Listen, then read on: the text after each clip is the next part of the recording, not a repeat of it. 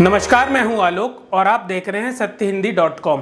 आइए नजर डालते हैं अब तक की सुर्खियों पर। शराब घोटाला मामले में अरविंद केजरीवाल तिहाड़ जेल में बंद है। वहीं उनकी डाइट चार्ट और इंसुलिन की मांग को लेकर बहस छिड़ी हुई है। इसी बीच दिल्ली सरकार में स्वास्थ्य मंत्री सौरभ भारद्वाज ने नरेंद्र मोदी सरकार, एलजी विनय कुमार सक्सेना पर गंभीर आरोप लगाए हैं। सौरभ भारद्वाज ने कहा कि जेल में केजरीवाल की हत्या की साजिश रची जा रही है और उन्हें स्लो डोज दिए जा रहे हैं। सौरभ भारद्वाज ने कहा केजरीवाल का शुगर लेवल काफी बढ़ गया है और इस वजह से वे बार बार इंसुलिन की मांग कर रहे हैं, लेकिन उन्हें इसकी सुविधा नहीं दी जा रही है। भारद्वाज ने कहा अगर केजरीवाल की किडनी फेल हो गई तो क्या वो उन्हें वापस दे सकते हैं।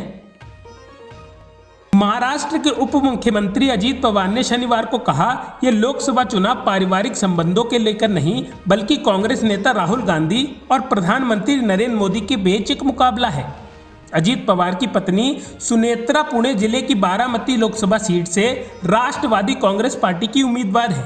सुनेत्रा ने शनिवार को कन्हेरी में हनुमान मंदिर में पूजा अर्चना कर आधिकारिक तौर पर अपना चुनाव प्रचार अभियान शुरू किया। कांग्रेस नेता राहुल गांधी ने शनिवार को बिहार के भागलपुर में एक चुनावी जनसभा को संबोधित किया, जिसमें उन्होंने भाजपा और केंद्र सरकार पर जमकर निशाना बोला। उन्होंने कहा कि एक तरफ कांग्रेस पार्टी और इंडिया गठबंधन है जो हिंदुस्तान में संविधान और लोकतंत्र को बचाने में लगी है, वहीं दूसरी तरफ आरएसएस और बीजेपी है जो संविधान और लोकतंत्र को खत्म कर रही है। राहुल गांधी ने कहा आज देश में लोकतंत्र व संविधान को बचाने का चुनाव है।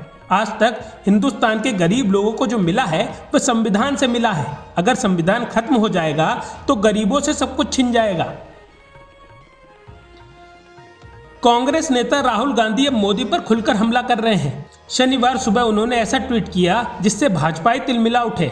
राहुल गांधी ने शनिवार को एक्स पर लिखा नरेंद्र मोदी देश में भ्रष्टाचार का स्कूल चला रहे हैं, जहां इंटायर करप्शन साइंस विषय के तहत चंदे का धंधा समेत हर एक चैप्टर वे खुद डिटेल में पढ़ा रहे हैं, जैसे छापा डालकर चंदे की वसूली कैसे होती है, चंदा लेकर ठेका कैसे बांटा जाता है, भ्रष्टाचारियों को धुलने वाली वॉशिंग मशीन कैसे काम करती है, एजेंसियों को वसूली एजेंट बनाकर बेल और जेल का खेल कैसे होता है। भ्रष्टाचारियों का अड्डा बन चुकी भाजपा ने अपने नेताओं के लिए इस क्रैश कोर्स को अनिवार्य कर दिया है, जिसकी कीमत देश चुका रहा है। इंडिया की सरकार भ्रष्टाचार के इस स्कूल पर ताला लगाकर इसे बंद कर देगी। महाराष्ट्र के नांदेड़ में एक रैली में पीएम नरेंद्र मोदी ने जवाब में राहुल गांधी पर तीखा हमला बोलते हुए दावा किया कि राहुल को बीजेपी नेता स्मृति ईरानी ने अमेठी से भगा दिया था। मोदी ने कहा कांग्रेस के शहजादे उन्हें भी वायनाड में संकट दिख रहा है, जैसे अमेठी से भागना पड़ा। आप मान के चलो वो वायनाड भी छोड़ेंगे। पीएम मोदी ने कहा अमेठी से भागे, मेरा विश्वास करो उन्हें वायनाड भी छोड़ना होगा। उन्होंने कहा कि इंडिया गठबंधन के साझेदार 25% लोकसभा सीटों के लिए एक दूसरे से लड़ रहे हैं। अगर अभी ये स्थिति है तो चुनाव के बाद क्या होगा। बंगाल की बीरभूम लोकसभा सीट से भाजपा प्रत्याशी आईपीएस देबाशीष धर के विरुद्ध जिला पुलिस ने आर्म्स एक्ट में मामला दर्ज किया है। बीरभूम जिले में रामपुर हाट में रामनवमी पर निकली शोभा यात्रा में देबाशीष भाजपा कार्यकर्ताओं के साथ हथियार लेकर शामिल हुए थे। इसे लेकर रामपुर हाट थाने में देबाशीष समेत 12 लोगों के विरुद्ध मामला दर्ज किया गया है। दूसरी तरफ देबाशीष का कहना है कि उनके हाथों में असली हथियार नहीं थे। भारतीय न्याय संहिता, भारतीय नागरिक सुरक्षा संहिता और भारतीय साक्ष्य अधिनियम को लेकर कानून मंत्रालय की ओर से कॉन्फ्रेंस का आयोजन किया गया था।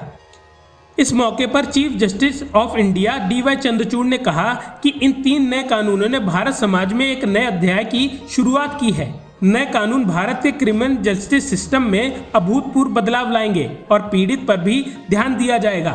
उन्होंने आगे कहा पुराने कानून की सबसे बड़ी खामी यही थी कि वो बहुत पुराने थे। ये कानून 1860 और 1873 से चले आ रहे थे। नए कानून संसद में पारित होने से ये बात साफ हो गई है कि देश में बदलाव आ रहा है। बस एनसीपी मुखिया शरद पवार इन दिनों चुनाव प्रचार में व्यस्त हैं। शनिवार को उन्होंने बताया कि हमारा ध्यान लोकसभा से ज्यादा विधानसभा चुनाव पर है। उन्होंने कहा कि हम विधानसभा चुनाव में ज्यादा सीटों पर लड़ने की कोशिश करेंगे। मैं पिछले 10 साल से सत्ता में नहीं हूं। शरद पवार ने गृह मंत्री अमित शाह से सवाल पूछते हुए कहा कि वो बताएं कि 10 साल तक उनकी सत्ता में क्या किया। उन्होंने कहा कि अगर फडणवीस ने धनगर समाज को आरक्षण देने की बात कही थी, लेकिन धनगर समाज को ना तो राज्य में न्याय मिला और ना ही दिल्ली में मिला है। यह स्थिति तब है जब भाजपा की सरकार राज्य और केंद्र दोनों में है।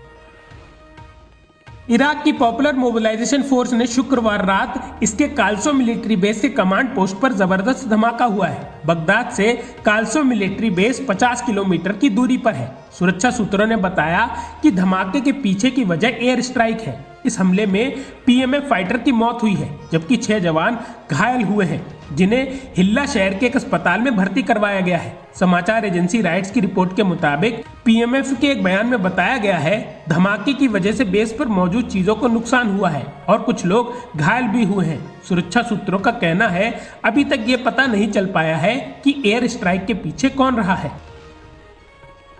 लोकसभा चुनाव के पहले चरण का मतदान संपन्न हो गया है। कानपुर लोकसभा सीट पर चौथे चरण में वोटिंग होनी है, लेकिन इस सीट पर बीजेपी के बीच छिड़ा घमासान कम होने का नाम नहीं ले रहा है। कानपुर सीट पर बीजेपी ने नए चेहरे रमेश अवस्थी पर दांव खेला है, लेकिन इस नाम को लेकर कार्यकर्ताओं के बीच नाराजगी दिख रही है। इसे लेकर अब कानपुर से बीजेपी के पूर्व उपाध्यक्ष, राष्ट्रीय प्रवक्ता बीएचपी, पूर्व संयोजक बजरंग दल के पद पर आसीन रह चुके दिग्गज नेता प्रकाश शर्मा ने प्रधानमंत्री को पत्र लिखा है और कानपुर से प्रत्याशी के चयन पर सवाल खड़े कर दिए हैं। उन्होंने कहा है, 400 पार के संकल्प का पूरा होना मुश्किल दिखाई दे रहा है। लोकसभा चुनाव 2024 के पहले चरण का मतदान शुक्रवार को था। 21 राज्यों की 102 लोकसभा सीटों पर करीब 60.3% मतदान हुआ है। बिहार में कम मतदान को लेकर अब तरह तरह की अटकलों का बाजार गर्मा गया है। बिहार की 4 सीटों जमुई, नवादा, गया और औरंगाबाद पर शुक्रवार को पहले चरण में मतदान था। इसमें जमुई में 50%, नवादा में 41.50%, गया में 52% और औरंगाबाद में 50% मतदान हुआ है। इन चारों सीटों पर पूर्व के चुनाव की तुलना में मतदान के प्रतिशत में भारी गिरावट देखी गई है। मतदान के प्रतिशत में आई गिरावट को राजनीतिक विश्लेषक भाजपा के लिए नुकसानदायक बता रहे हैं। ये केंद्र की मोदी सरकार के लिए खतरे की घंटी भी हो सकती है। महाराष्ट्र के जलगांव में चल रहा मंदिर मस्जिद विवाद सुप्रीम कोर्ट पहुंच गया है। सुप्रीम कोर्ट ने आदेश दिया है कि जलगांव के एरंडोला स्थित मस्जिद की चाबियां नगर पालिका परिषद के पास रहेंगी। जस्टिस सूर्यकांत और जस्टिस के.वी. विश्वनाथन की पीठ बॉम्बे हाईकोर्ट के आदेश के खिलाफ जुमा मस्जिद ट्रायल कमेटी की अपील पर सुनवाई कर रही थी। हाई कोर्ट ने ट्रायल को जलगांव मस्जिद की चाबियां 13 अप्रैल तक परिषद को वापस करने का निर्देश दिया था। पीठ ने यह भी स्पष्ट किया था कि नगर परिषद सुबह नमाज होने के पहले और नमाज होने के बाद तक गेट खोलने के लिए एक अधिकारी को तैनात करेगी। मणिपुर में शुक्रवार 19 अप्रैल को वोटिंग के दौरान हुई हिंसा और एक स्कूल में गोलीबारी की घटना में स्थानीय पुलिस ने बड़ी कार्रवाई की है। मणिपुर पुलिस ने इस मामले में 3 लोगों को गिरफ्तार किया है। मणिपुर पुलिस ने बताया कि आरोपियों के पास से .32 की पिस्टल के साथ 8 जिंदा गोला बारूद, 3 मोबाइल फोन, 1 कार और 1.5 लाख रुपए कैश बरामद किया गया है। मणिपुर पुलिस ने सोशल मीडिया प्लेटफॉर्म एक्स पर पोस्ट के जरिए गिरफ्तारी के बारे में जानकारी दी है। लोकसभा चुनाव के पहले चरण वोटर्स फर्स्ट क्लास से पास हो गए हैं, लेकिन चुनाव का प्रतिशत 2019 के मुकाबले काफी कम रहा है। चुनाव आयोग ने बताया है कि 21 राज्यों की 102 लोकसभा सीटों के लिए 60.3% मतदान हुआ है, जो 2019 लोकसभा में पहले चरण में 69% से काफी कम था। त्रिपुरा में 79.90% मतदान हुआ, जो 2 लोकसभा सीटों में से 1 सीट पर था।